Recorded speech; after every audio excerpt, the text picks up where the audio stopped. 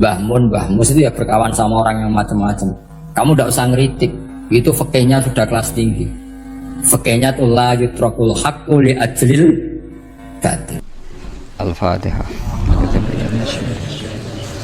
Bismillahirrahmanirrahim. Ar-Rahmanirrahim. Surah Khairil Muhdubi alaihim waladhdallin. Terus niki napa niati nggih dawuhe Mu'ad bin Jabal niku ta'alu bina nu'min sa'atan. Terus Mu'ad bin Jabal teng riwayat Bukhari sering dawuh, ayo rene moro aku, ayo do iman bareng-bareng. Dados ngaji kados ngeten niki termasuk nambahin apa? Iman. Quran itu bisa kamu baca fase, kamu dengerin suara enak ya enak, kamu dengerin logika yang enak ya enak. Jangan sampai kamu udah dua-duanya. Suaranya sudah ada enak, logikanya tidak enak, itu kacau namanya. Ketika Imam Syafi'i ditanya bagaimana hukumnya uzubah, uzubah itu gak nikah. Padahal ada hadis waman rohibaan sunnati falisa. Kata Imam Syafi'i ya gak apa-apa. Kenapa? Fa inna Allah ta'ala zakara abdan solihan wa qala wa sayyida wa hasura wa nabiyya minas solihin. Allah menyebut nabi yang soleh, dan diantara nabi yang soleh itu ada yang berstatus hasur. Hasur itu tidak ada keinginan sama perempuan, akhirnya tidak nikah. Berarti tidak nikah itu boleh karena ada nabi yang tidak nikah. Segampang itu dulu. Saya punya kitab, saya ini baru gencar-gencarnya kampanye kitab Syajaratul Ma'arif, karena memang kitab itu bagus, menurut saya simpel dalam memahami Quran. Jadi anggap saja ini bentuk penghormatan saya sama Kiai Bisri yang sudah mengkhidmai, mengenalkan ulumul Quran lewat apa? Tafsir apa? Al-Ibris. Yang Kiai Misbah punya tafsir Al-Iqlin. Memang dua beliau itu kalau yang satu ngarang terjemah Alfiyah, yang satu yang ngarang satu, paling dua kutub yang berbeda, yang satu sangat rileks, yang satu sangat seperti itu. Nggak usah diterjemah nanti jadi repot. Itu apa ulumul Quran yang ditulis Syajaratul Ma'arif itu gampang sekali. Misalnya begini, beliau bikin judul Babun Nafil Ibad Bikullil Bilad. Bab seseorang harus manfaat kapan saja dia berada. Itu terus beliau qala ta'ala wa ja'alani mubarakan ainama kuntu. Ciri utama para nabi itu ngendikan wa ja'alani mubarakan ainama kuntu. Saya dijadikan di mana-mana itu berkah. Jadi seseorang hidup harus di mana-mana manfaat. Terus ketika beliau ngendikan babun la yutrakul haqqu li ajril batil, bahwa kebenaran tidak boleh ditinggalkan hanya karena ada banyak kebatilan. Beliau terus ngendikan inna sofal marwata min sya'airillah faman hajjal baita wa atamara fala junaha alaihi ayat tawafa bihim. Jadi di Sofa itu ada berhala namanya Isaf, di Marwah ada berhala namanya Nailah, atau sebaliknya pokoknya Isaf dan Nailah. Terus sahabat kalau mau sa'i itu merasa dosa karena harus melewati berhala-berhala itu, sehingga mereka tanya, ya Rasulullah saya ini tetap tawaf enggak, padahal di tempat-tempat itu ada berhala. Terus kata Allah tetap tawaf. Nah tetap tawaf ini artinya apa? Melakukan barang hak meskipun di situ banyak kebatilan. Itu manhajnya para orang-orang alim kita. Mbah Mus itu ya berkawan sama orang yang macam-macam. Kamu tidak usah ngeritik, itu fikihnya sudah kelas tinggi. Fikihnya tuh la yutrakul haqqu li ajlil batil. Saya di mana-mana cerita. Saya punya kitab namanya Khilyatul Auliya wa Tabaqatul Asfiya. Itu syarat kamu kalau daftar wali harus punya kitab itu. Khilyatul Auliya wa Tabaqatul Asfiya. Itu karangannya Abu Nu'aim Al-Asfihani. Kitab itu yang jadi indukan Ihya ketika menyebut manaqibul Ahya. Kita tahu Ihya kalau bab tasawuf mengikuti Kutil Qulub yang dikarang Abu Thalib Al-Mahdi. Kalau fikih tentu beliau mengikuti Imam Haramain gurunya, yaitu kitab Nihayatul Matlab fi Dirayatil Madhab. Kalau manaqibul akhyar beliau mengikuti kitab Khilyatul Auliya. Dan mengikuti itu penting kalau dalam tradisi kiai. Gak boleh seorang kiai kok mikir sendiri, namanya mustakil. Kalau mustakil itu mubtadi', bikin tatanan baru dalam agama. Justru ulama itu harus niru sebelumnya karena sanad itu harus musalsal. Gak boleh Imam Syafi'i bilang haram terus kamu bilang halal, terus murid kamu bilang makruh, terus muridnya kamu ya pokoknya khilaful aula. Tidak boleh gaya-gayaan gitu. Kalau di kampus plagiat itu dilarang, kalau di pondok itu wajib. Makanya banyak kalau tes itu ngerpek Karena belajar itu tanpa batas katanya. Lu kok ngerpek? Mboten ya, jadi belajar kapan saja. Jadi mboten ngerpek, mutolaah pas tes.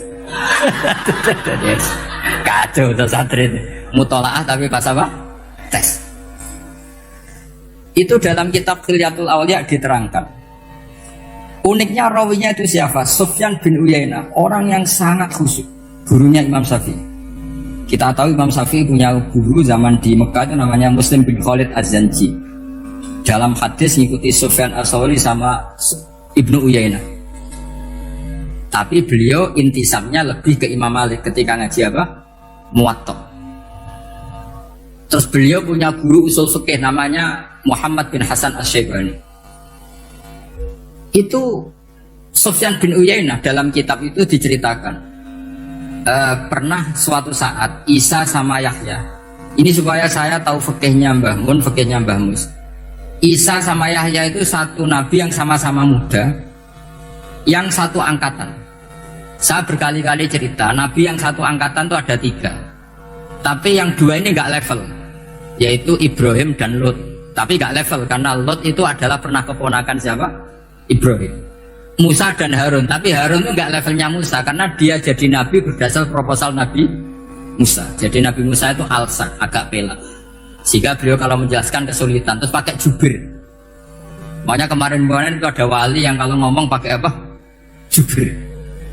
Akhirnya Nabi Musa ngendikan apa? Waj'alli waziran min ahli Haruna akhi usdud bihi azri wa asyrikhu fi amri. Ya Allah, saya ini lisannya agak pati fasih, tolong Harun sing huwa as-sahu minni lisanan, yang lisannya lebih fasih tolong jadikan nabi. Sama Allah dituruti, Harun jadi apa? Nabi. Tapi yang dapat wahyu Musa, jadi dia hanya jubir. Makanya seangkatan tapi tidak level. Yang seangkatan level itu hanya Yahya dan Isa. Nabi Isa kita tahu berstatus wa yukallimun nasa fil mahdi wa kahla. Jadi mulai kecil sudah pinter.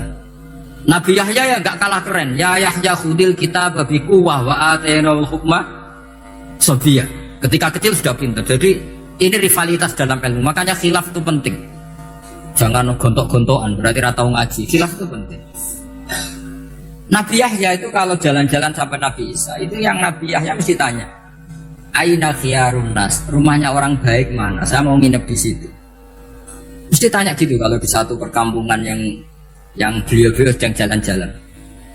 Tapi kalau Nabi Isa tanyanya aneh, aina syirarun nas, wong sing elek-elek manggone nang ndi. Akhirnya ini kan terjadi debat, tapi karena sama nabinya ya tidak debat usir terus kubu-kubunan kosong berapa sama kosong berapa, enggak, ini sama ya sama-sama kosong-kosong, sama-sama orang ikhlas itu kosong-kosong. Sama lama terus debat kecil. Kenapa kamu tanya aina khiyarun nas, mana orang-orang baik? Jawabnya Nabi Yahya, ya kumpul orang baik itu enak, nyaman, teduh, enak. Nah kamu kenapa kau tanya mau nginep di aina syirarun nas? Ana nabiyun, ana tabibun, udawil mardu. Saya ini dokter, nabi itu dokter. Di mana-mana dokter menunjukkan yang sakit. Kalau Anda peneliti penyakit, cari daerah yang banyak endemik penyakit apa yang daerah sehat? Daerah yang kena endemik penyakit. Tapi problemnya Anda sendiri berpenyakitan, kalau ke situ tambah nemen. Ya sama. Kalau kamu kira-kira tidak kuat, ya jangan kumpul orang yang seperti itu. Kamu tidak kuat kan? Malah katut. Tapi fikih-fikih kiai-kiai kita, guru-guru kita, berteman orang macam-macam tenang saja. Karena mereka kekuatan kesalehannya sudah absolut, sudah kuat sekali. Ya tentu bi'aunillah wa bitaufiqi. Jika kamu tidak usah meki para guru-guru kita. Saya pernah didhawuhi Mbah Mun. Ya Cung ya, aku wis ketemu Megawati. Piye-piye Indonesia kudu damai. Engko nak tukaran yo repot. Jane yo piye, aku yo kiai. Artinya beliau harus ketemu karena untuk supaya Indonesia itu damai. Beliau anggap saja makili religius, Bu Mega makili apa? Nasional. Dan Indonesia damai itu kalau ada kerjasama antara kaum nasionalis dan kaum apa? Religi. Jadi yang namanya damai itu penting sekali. Sampai Rasulullah itu pernah berdamai sama orang yang jelas-jelas kafir. Apalagi Indonesia belum sampai seperti itu. Yaitu kita tahu dalam Sulhul Hudaybiyah, Nabi berakad damai sama Suhail bin Amr, padahal kafir. Nah, kalau kamu Qurannya sudah seperti itu, maka Quran itu punya kekuatan yang luar biasa. Ketika Sayyidina Ali konflik sama Sayyidina Muawiyah, itu dirumuskan kita berdamai. Setelah kita berdamai, terus ada pertanyaan begini. Lalu orang yang sedang konflik itu nak ketemu raine, roh raine wis ra seneng. Ning dinggon jenenge konflik ketemu raine wis ra seneng. Oke, kita pakai mediator, kata Sayyidina Ali. Akhirnya Sayyidina Ali pakai mediator, Muawiyah pakai mediator. Terus orang Khawarij bilang, dalilnya apa mediator itu? Nggak ada Qur'annya. Itu orang Khawarij. Sama nggak usah tanya, kalau orang sekarang yang apa Gus? Wah itu marifin, tapi provokator berarti tanya gitu. Singkat cerita, terus Sayyidina Ali itu agak marah. Karena beliau terbentuk oleh Quran. Itu spontan Sayyidina Ali baca ayat, wa in khiftum shiqaqa bainihima fab'atsu hakaman min ahli wa hakaman min ahliya. Jika suami istri menghadapi konflik, di mana-mana konflik roh raine kan gak seneng. Maka yang keluarga lelaki kirim mediator, yang keluarga perempuan kirim. Terus dari Sayyidina Ali, wa ummatu Muhammad a'dhamu min amri rajulin wa imra'atin. Umatnya Muhammad lebih serius ketimbang urusan lelaki dan perempuan.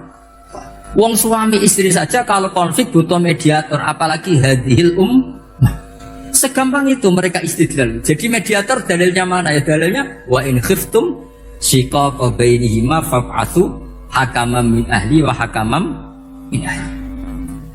Dulu Quran itu seperti itu. Ya sekarang problemnya Quran itu tidak dikaji seperti itu, sehingga fasihul ibarat atau fasihul akli atau balaghatut ta'aqqul itu enggak ada. Makanya saya ini pengagum kitab Ibnu Hajar Al-Asqalani yang nyari Bukhari. Kata Ibnu Hajar Al-Asqalani, termasuk mukjizatnya Quran adalah al-iltizat al-aqli. Akal itu menjadi nyaman. Itu uniknya yang dicontohkan seperti ngaji saya malam ini.